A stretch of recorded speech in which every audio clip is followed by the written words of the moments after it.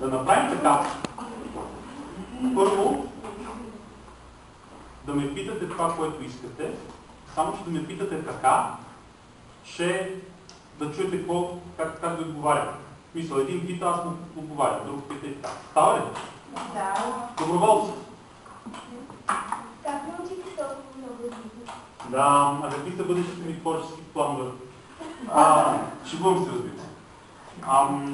Значи първо аз трябваше да уча български. И то да го уча не като бебе, а малко по-късно, защото аз идвам от място, на което български почти не се говореше. Трябваше да уча български в първи клас. До тогава разбирам, обаче говорех така, че много ще смеете, ако ви кажа как беше. Ами горе-долу така. В моето село, например, на пенсията. Разбрахте половината, не? Да. Представете, аз разбирах така български. Разбирах половината, буквално. Тогава нямаше много телевизии, само 2 програми. И те свършваха толкова рано, че 10:30 вечерта вече нямаше какво да гледам. Така че аз знаех български само от книгите. Научих се да чета много рано. И всъщност разбирах доста, но не може да говоря. И си спомням, че когато почти за първ път дойдох в София, значи малко преди да започна училище, с една много настоятелна леля се спорихме във влака дали се казва CD или се казва сега. Аз твърдях, че се казва CD, защото всички нормални хора в моето село казваха CD. Никой не е казвал сега. Оказва се обаче, че дори представата ми за българския тогава е била доста изкривена, защото дори и тия хора, които говореха български, говореха наистина зле. Какво?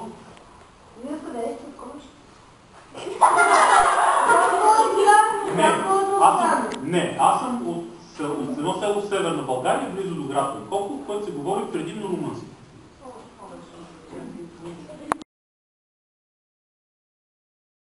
Някой заблуден чужденец, който казва, sorry, do you speak English?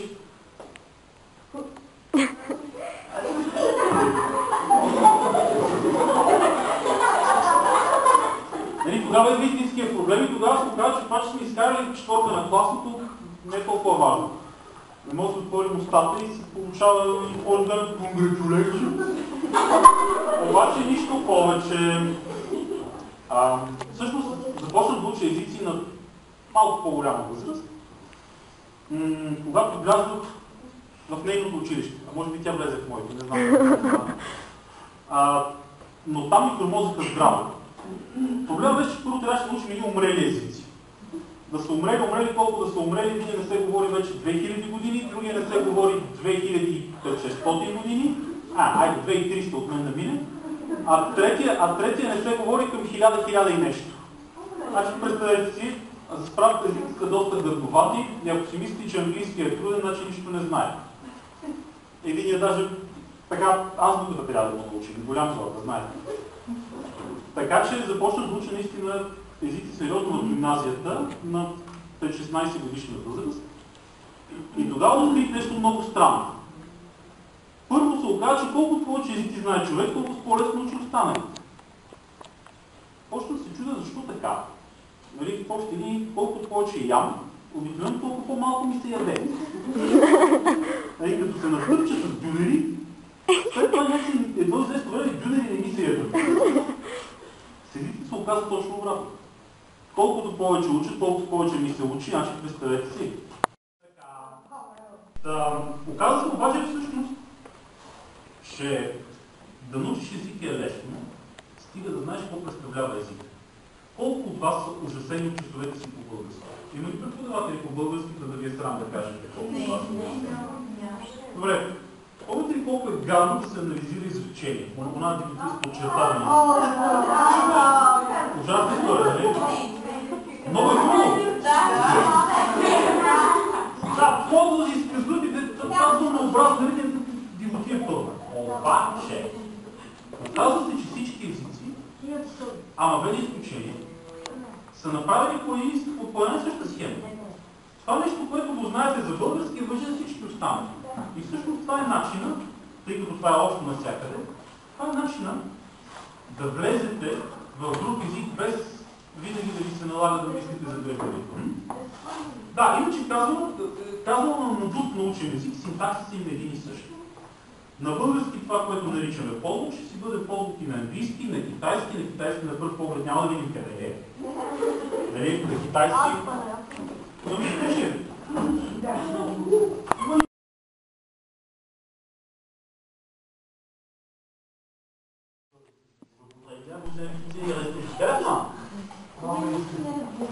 И аз мисля, да разбира се. Много добре го казваш. Нали, така че, знам се този език, който между другото, Маги, къде е Маги? Ето ме. Къде се спи? И тя ги знае, ма си трае. Знам византийски и гръцки. Оня, който е трябвало да слуша тези хора там на стената, когато се тръпали с гръците, трябва да слушат лош старогръцки, иначе казвам византийски. Знам и съвременния гръцки. Това отговаря на въпроса. А моят въпрос, защо те интересува? Защото ти приятел на своята. Кипър? Да. Хубаво.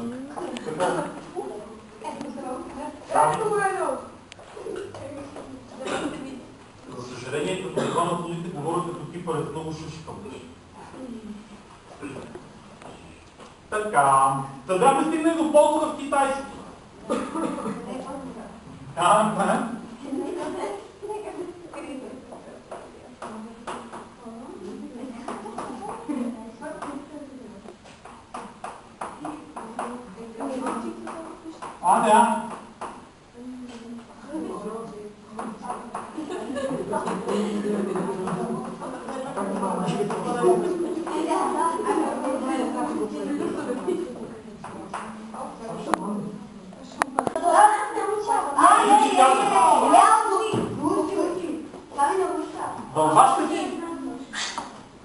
Във вашите прелестни глави има това. Картинка. Най-общо казвам. Ако живеете в Китай,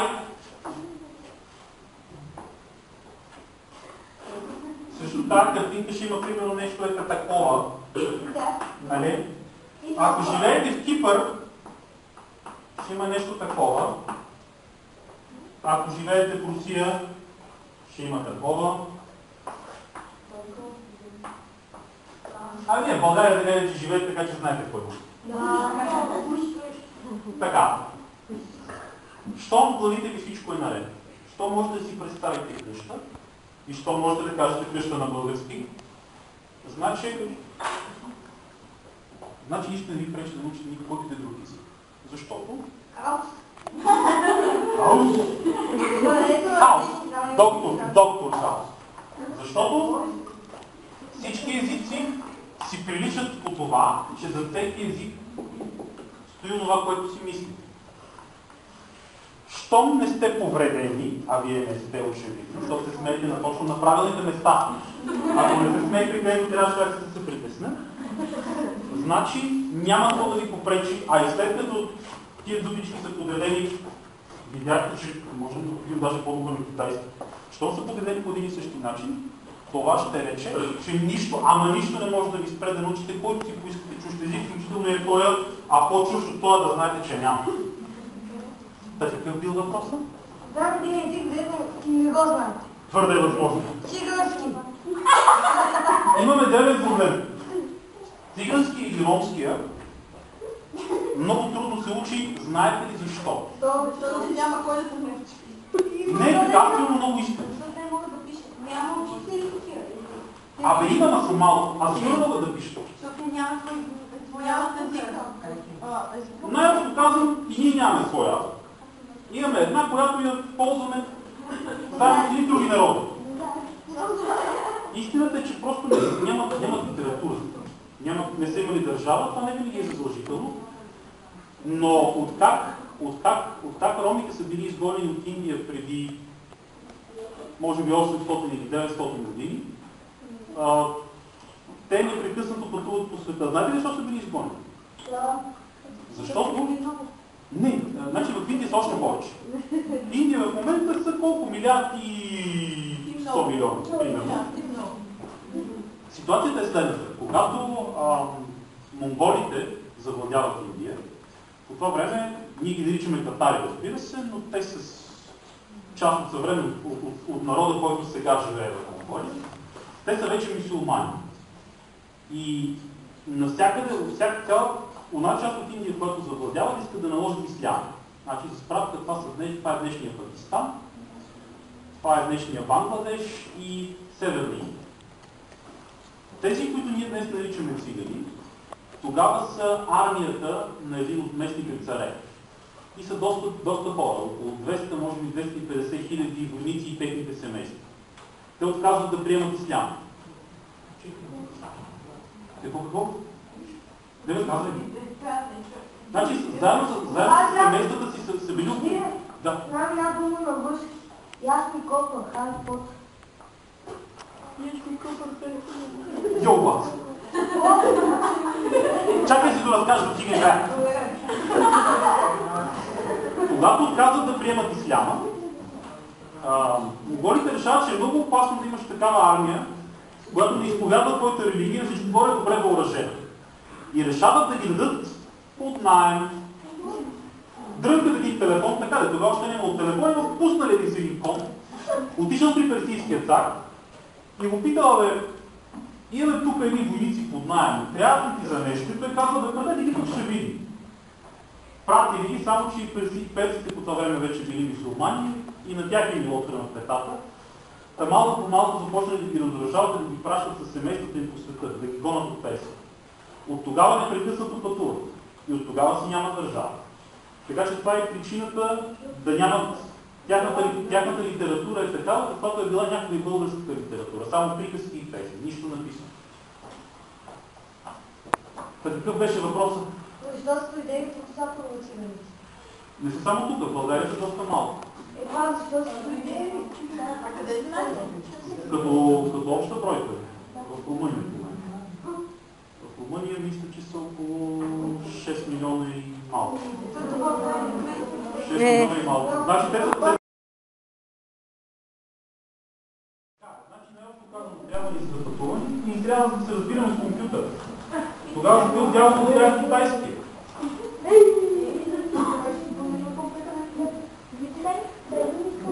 Това е следствие, а не причина. Да.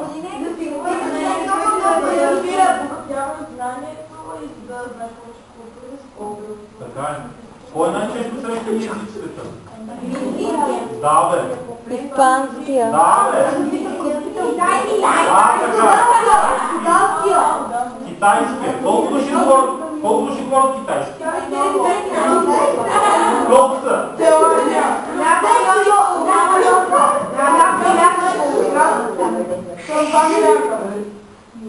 Ако не млъкне, ще почна да пее.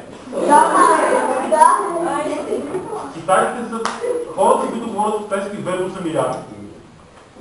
Ако трябва да сме точни, английски идва така на като трето-четвърто място.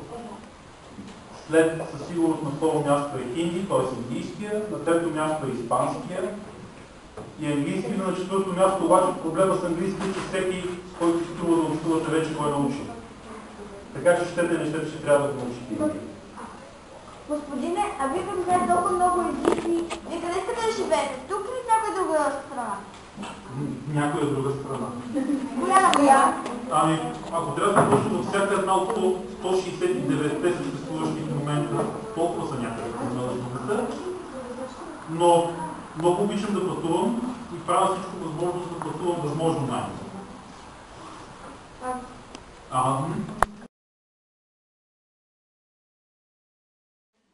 Това е проблема. За съжаление, езика, както и всяко нещо, което научим, много бързо се отива. Ще ви дам пример. Преди примерно 6 години се хванах на бас с един човек.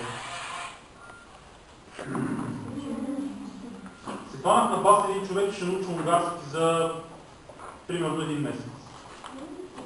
Това не беше ли Слави Трифонов? Да, това беше проблем. Човек се казва Станислав Тодоров Трифонов и води едно небезизвестно шоу по BTV. Да. Беше решил, че иска да ме покани на гости, за да види с очите си такъв като мене.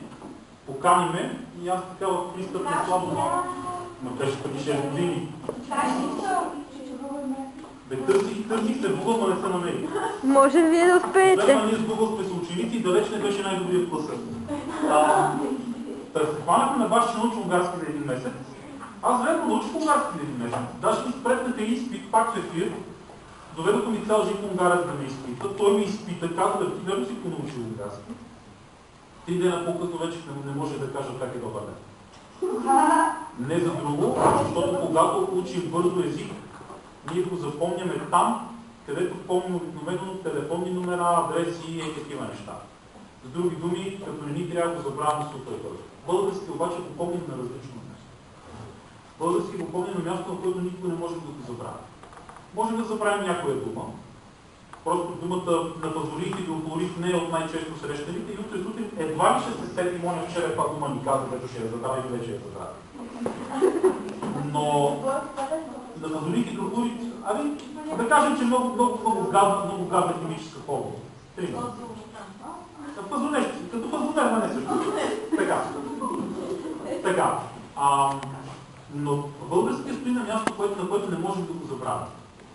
Трика да научим език е да направим така, че да го запомним на същото място, за да не го забравим. Език се забравя много бързо, ако не се практикува. И затова обикновено нося, всъщност в момента в тия турби нося други книги, но обикновено нося по няколко книги на няколко език, които чета в метрото. Или в автобуса, ако нямам късмет и няма да там, за където съм тръгнал. Поддържането е много тежка работа. Така че това е начин. Ако искате да учите английски, примерно, всеки ден трябва да правите нещо свързано с него. Един ден да не направите нищо, деня го пишете за Google. Горе-долу един ден нищо не правене по английски убива един ден учене. Ако искате да научите език, който и да е, независимо колко гаден изглежда на пръв поглед, тайната е всеки ден, ама всеки ден. Рождени дни, купони, неделя, лято. Когато си харесате? Какво било? А защо не? Всеки ден трябва да правите по нещо. Иначе не става. Какво? Господин Милош, чуете португалски? Да. Що? То сетих. Окей. Posso dizer muita coisa. Não consigo poder compreender o que devo. Translate. Translate. Това беше друг мой съученик. После служеника с Google и искам да кажа на португалски, че мога да ви кажа, че по-оригинално не съм сигурен дали ще го разберете. Практически трик. Колко от вас ползва Google Translate по някакъв повод?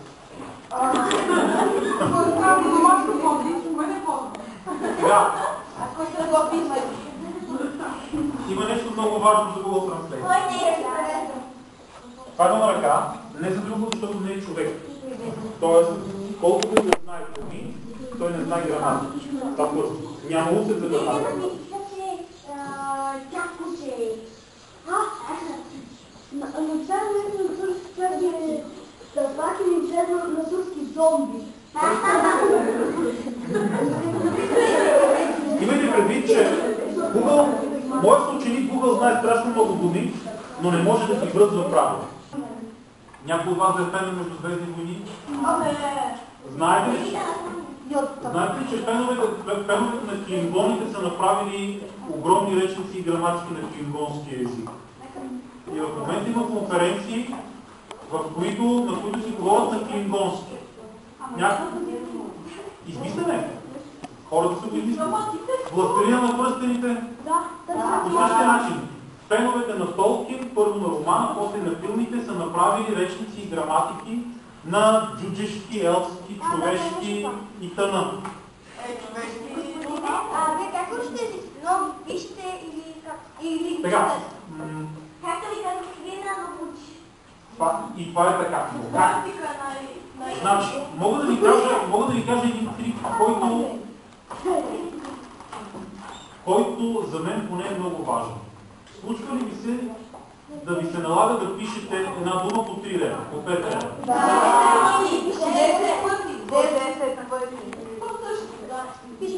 Има по-лесен начин. Не за друго, а защото след определен брой повторения, мозъкът изобщо спира да участва в това работа. Така е. Значи това е добре тогава, когато нямате голяма представа от един език. Тоест, трябва да си автоматизирате писмените навици. Примерно аз, когато вече мога спокойно да пиша на няколко азбуки, и не само азбуки, и това нищо не прилича на азбуки, и това също.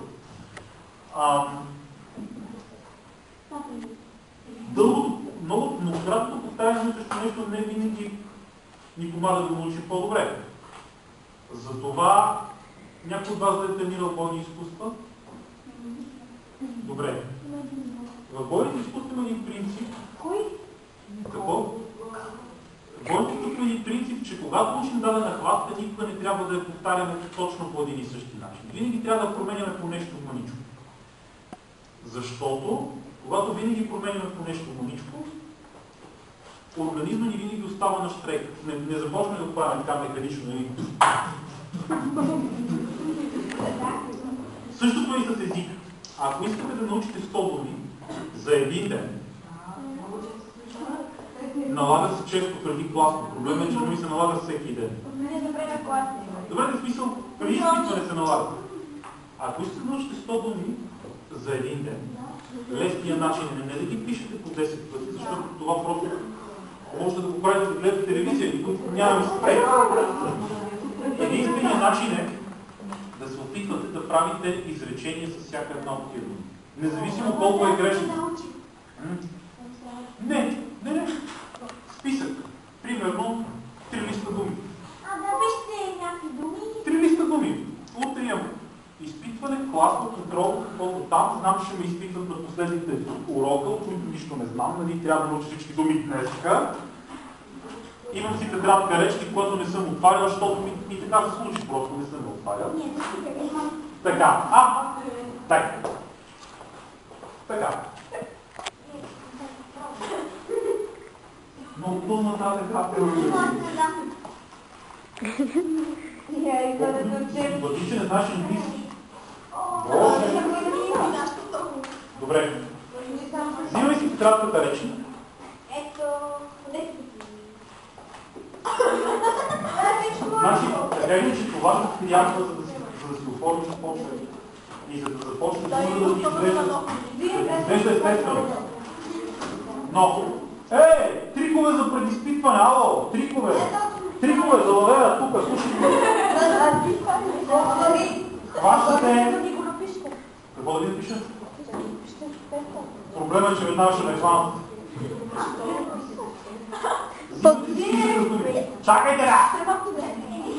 Имате списък с думи и започвате с всяка една дума да правите изречение, дори с риск да е грешно. Гледайте си по списък, гледайте си преведе. Do paper rounds. Значи го разнасям веждици.